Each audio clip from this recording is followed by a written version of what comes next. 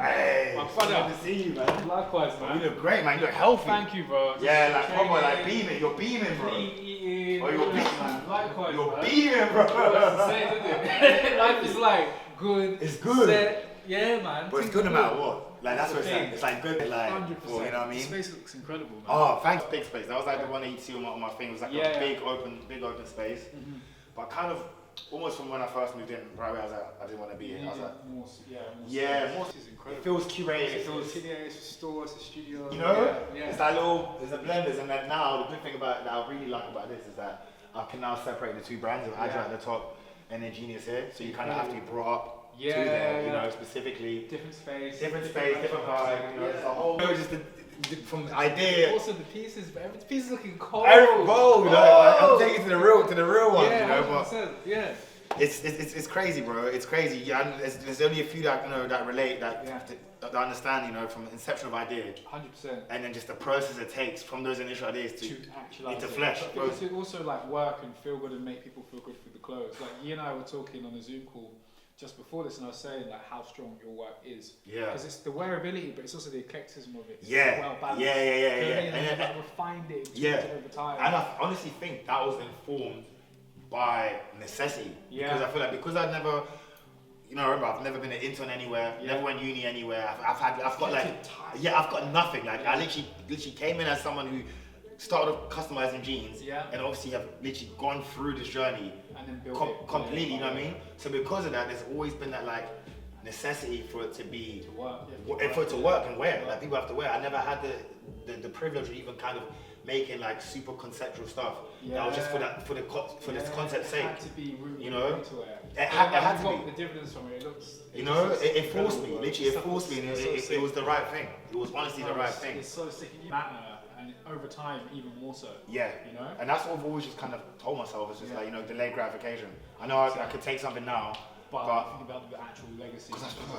We know, because I always say to Jack, like we come from like what I like to call it like the golden kind of age, where it was like all brand new, nothing was established yet, everything. We had to be the first to build it out. You was the first to do.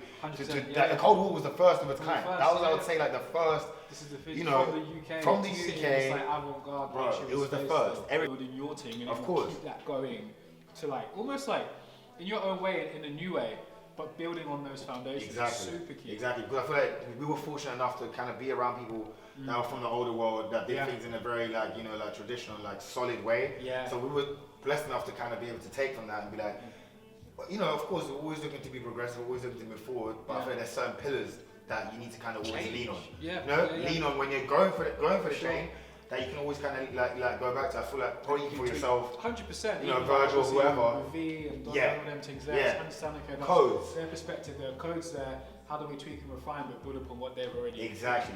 And I feel like you really almost barely anyone's around anymore. You know, it's hard. And I feel like this is a conversation that like I almost need your lot's generation and even the younger lot to do like a whole post-mortem on this thing. No, honestly, honestly, one or two others that are still actually like for, cutting through, you know, still with Apple, LVMH, at that tier, you know, still making product indie. That's a whole convo that it's time for it to be said. No, honestly, because I have the kids come around now, so I feel like most of these new gen are all kids that kind of came out the post-COVID era and probably were introduced to a lot of stuff via TikTok, right? So they come around and they only know the world in which resources and structures are set up. Yeah. So this world I speak of like, you know, myself, yourself, Lanty, where things didn't exist yet and we had to kind of make things in this black avant-garde designer, male designer, who was like us. Like from here, talks like us. This is the thing. Looks like us. Type of views that did not exist. It didn't exist. We all had to create that thing. They think now it's just a thing, like, you know, like it's like an archetype now. Almost, I feel like you almost created like an archetype now. Whole archetype, right? Yeah. Of like saying like this is what the future could look like. Yeah. And I guess even when I was like studying away, like us. No. Because this is before David Dagye even came out. Exactly. This is when like obviously V was literally still working with Ye and the Donda. So you know what I mean? Early, like early. It had to be like a painting of what the future could be. Like good now it's starting to build, but there's still way more to build. Way more to build. This is like a real like ready to wear like house. Yeah. This is not a joke. This is like a house with styles and skews. You know what I mean? Interior level cutting throughout. It's crazy. No, it's so sick, man. It felt right to me. Yeah. And I knew that it was always needed to be refinement. And I knew that if I'm doing it. Yeah, that's what I knew. I feel like if you're striving, I knew that as long as I can kind of like keep refining, keep, you know, up in the discipline, keep looking at where I'm maybe not so strong and see what I can improve. I knew that. The base, I knew I had it. I said, I know I'm doing something interesting. I think the most strength is at like crazy shit. Yeah. It's really hard to make really good wearable clothes that make you look good and feel good all the time and still find ways to add like newness to it. Exactly. And like when I look at your clothes, it's so clear that that's been like nailed. It's great. Really great. No, I appreciate it, honestly, man. Like, you know, I appreciate your opinion, so garments, garments, bro. Garments. I'm also I'm super private, so it's like I go talk to a lot of people, and your stuff is really fantastic, man. No, honestly, man, it's great. Lots of me taking my time, and now things being done properly. Obviously, Jack Harper, he works for me part time now, and he's brought so much expertise and just like professionalism. Yeah.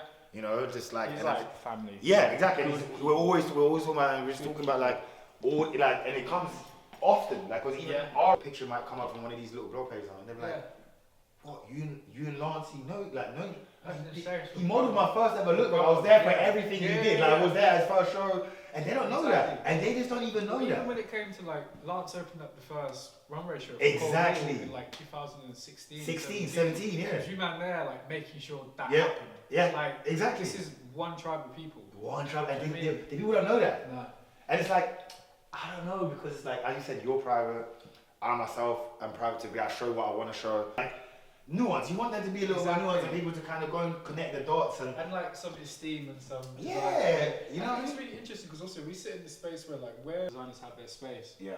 But this for me is really exciting because it's the level of like craft. Yeah. That's in the product and how the clothes actually just like look, and also there's something I always prefer like a perspective of like esteem. Sometimes it's more about like the overall feeling of it. And that is actually the virtues of like good luxury menswear. Yeah. But it's all the principles of the future of menswear. Yeah. Beyond just like easy wearable pieces of streetwear, I think menswear is what we need to actually craft now. No, I think that's so. Like the next I thing. think so. It's not really been like we're really good at knowing how to do leisure wear, but there's still so much to own in menswear as a whole. So I think about like POC owned brands that have been going 20 years indie. It's only similar that's thing. The thing. Yeah. So there's so much to do in that space. Obviously, this is going to move into that for sure. 100%. And again, as you said, ready to wear. Yeah. Because I feel like life informs like some of the decisions we make and just like and I feel like we're almost for a big part. I don't feel like I've even as a grown adult lived much through a time period where there was like much abundance in society. You know what I mean? I almost feel like from the moment I jumped into this moment like that. I actually had it. Look, I'm 33 now. Yeah. I turned 30. It's crazy. Fuck it up. Like, it's mad, isn't it? I started when I was called all something. I was 24. Bro, that's crazy. Which is insane to think about. Yeah. But because it was like a clean blank slate and there was nothing there, it meant that like we could catch the boom of the moment as well. Yeah. But obviously all the economic we had to. 100%. Where we could like paint and run with it. You know, to think, okay, well that's already running. How do we build our own foundations? Yeah. You know, I don't know. I've got a lot of respect for your generation as a whole, man. Yeah, it's like because and the thing about it is as well, and again this is something that I learned through that time period is that you never know how fortunate you are at the particular time. Yeah. And you don't realize that whatever it is that you have, I feel like we as humans usually look at like what's stopping us. Yeah. And we don't really ever look at like the things that we're currently enabling us that might not be here tomorrow. Exactly. You know what I mean? And I was living through that time period, acting as if like a little bit of a comfort and make you think that, oh, I got time. This is like, you know, the tariffs at the moment. Yeah. Where man think they're always going to be able to make a sock in Guangzhou in China for $2.99 USD. That's not always going to be there. It's not always going to be there. It's not always going to be there. Always going to be and there. that's now changed. You have to seize it. And I never understood that. That's a lot of people don't seize it. Like, we just took this like amazing. I showed you my close friend stuff. Yeah, I saw that. Yeah. Lake house, and it's like where we come from. We're not supposed to have those. No, but now, just as you just said, I do some of my manufacturing in Turkey because you know the diet, the stuff, the UK diets and stuff. When you talk about potassium, complicated, man. Yeah, the like chemicals, over shrinking, and the block is twist up. All of that. So I remember when I first went out to Turkey, probably first ever time, maybe 2019, when I first dabbling and having my denim produced from scratch in the factory and stuff, it was like the place you go to. Really high quality, really hard working people with really good prices.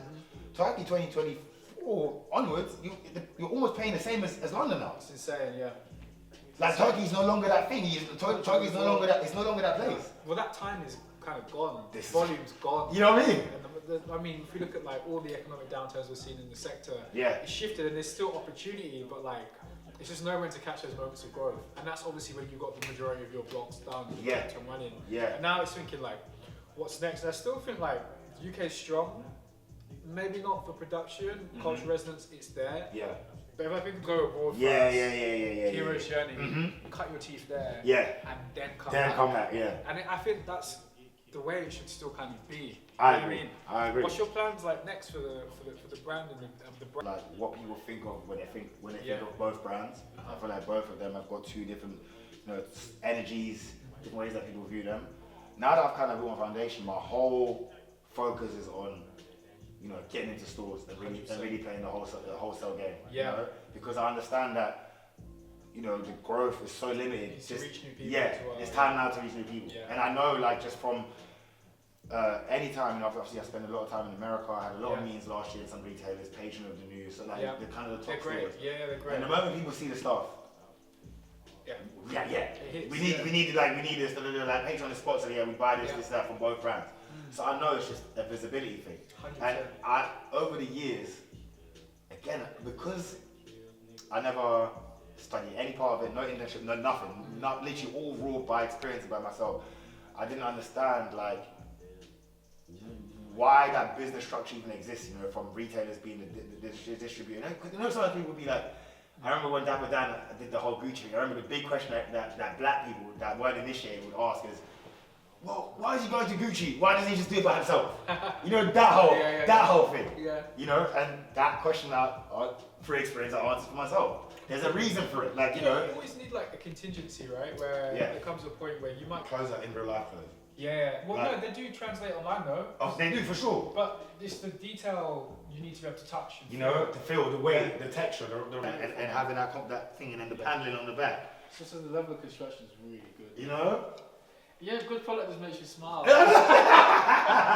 the product is like exactly. And your knits, and it's just like this doesn't. The tenacity that I did. The tenacity that I did, and the standard that I did. Really good though, because at some point, in that sense, like my standard was higher than where I'm at myself. But I've been there too. Exactly. Like earlier core is like by any means this is the vision. Yeah. And then you figure out how I'm gonna get it. I was just speaking to like a cabbie on the way here, and I was like, it's all about being in the factories. Yeah. And actually learning from the best. Yeah. How these things are put together. And that again has been one of my being part of the process. Learn this, learn that. Yeah. Because that whole sending a tech pack across.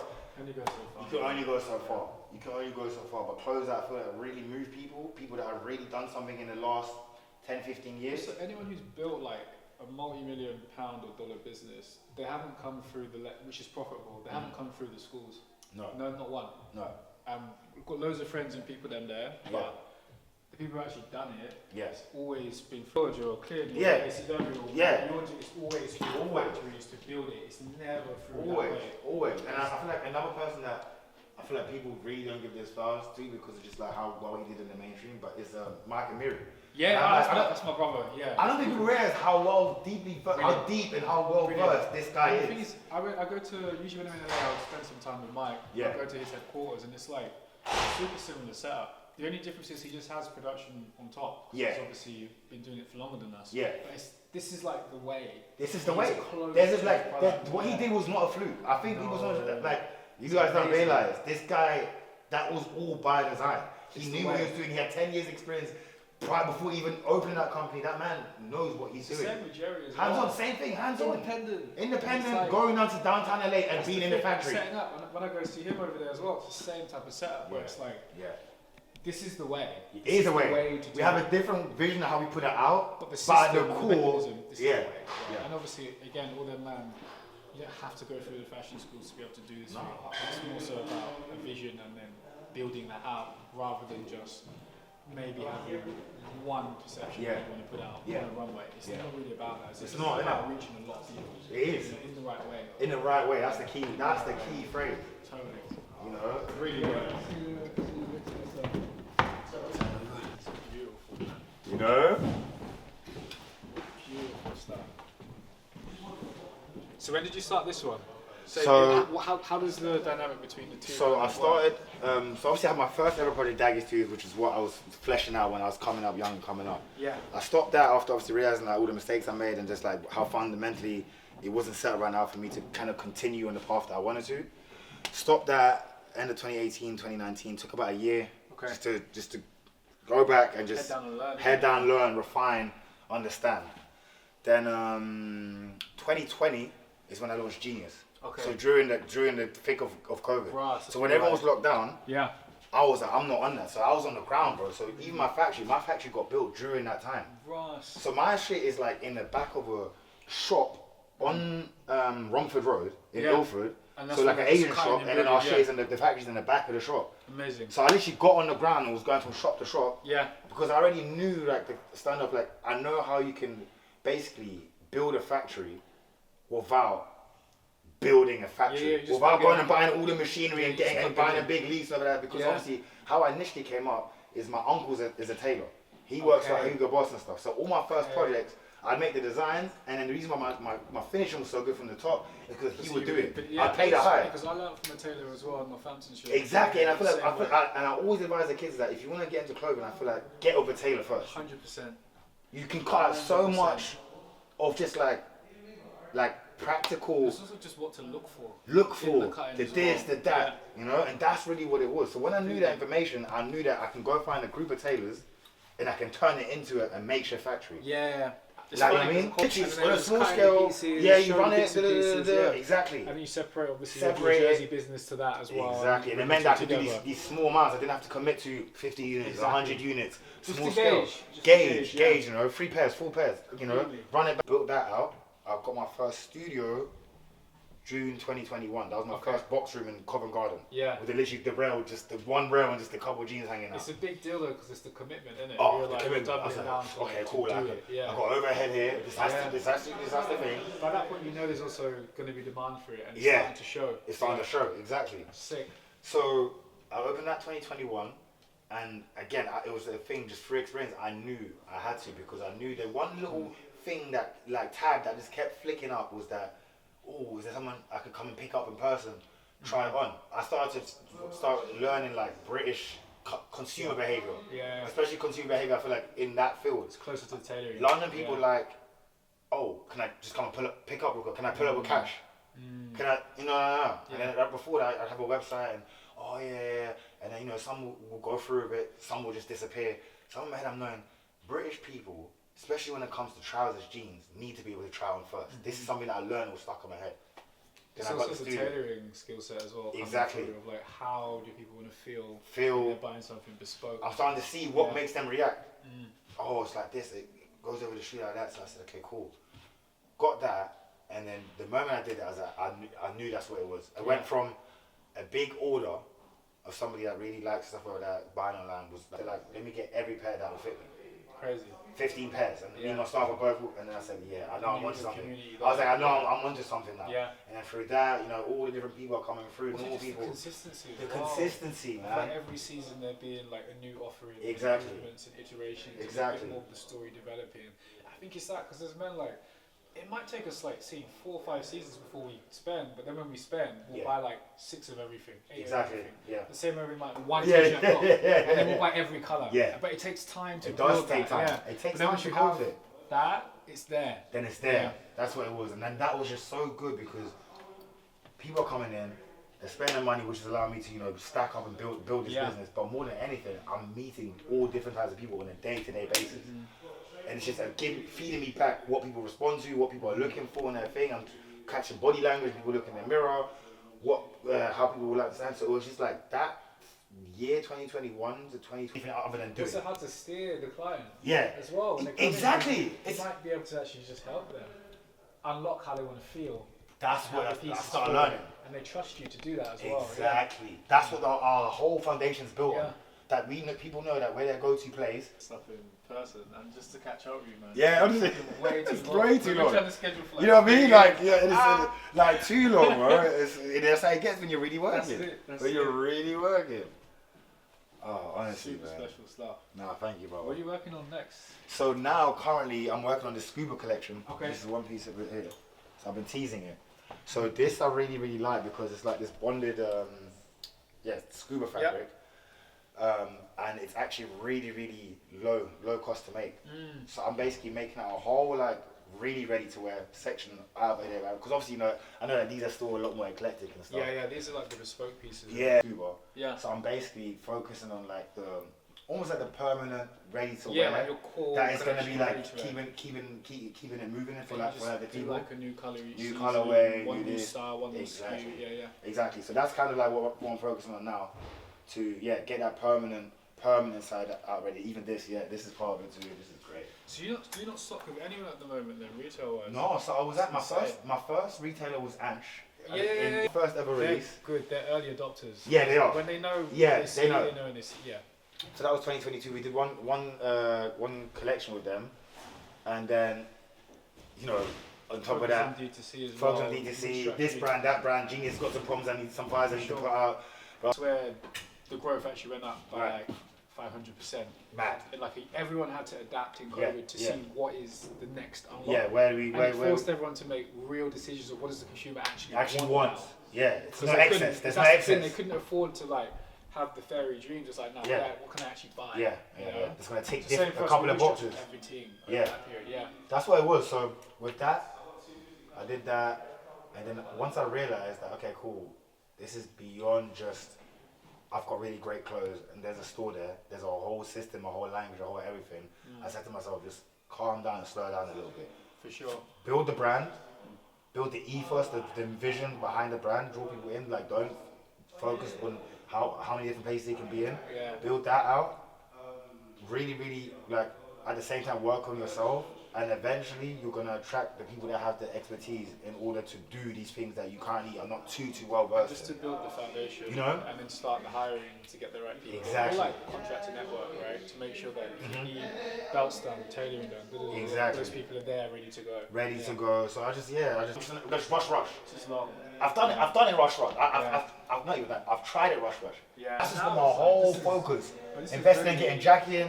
Investing in getting another person, because I just know once I have systems in place, what was my oyster? This has been ready for a while. You know what I mean? Yeah, if you're talking about like taste and design, that's not a problem.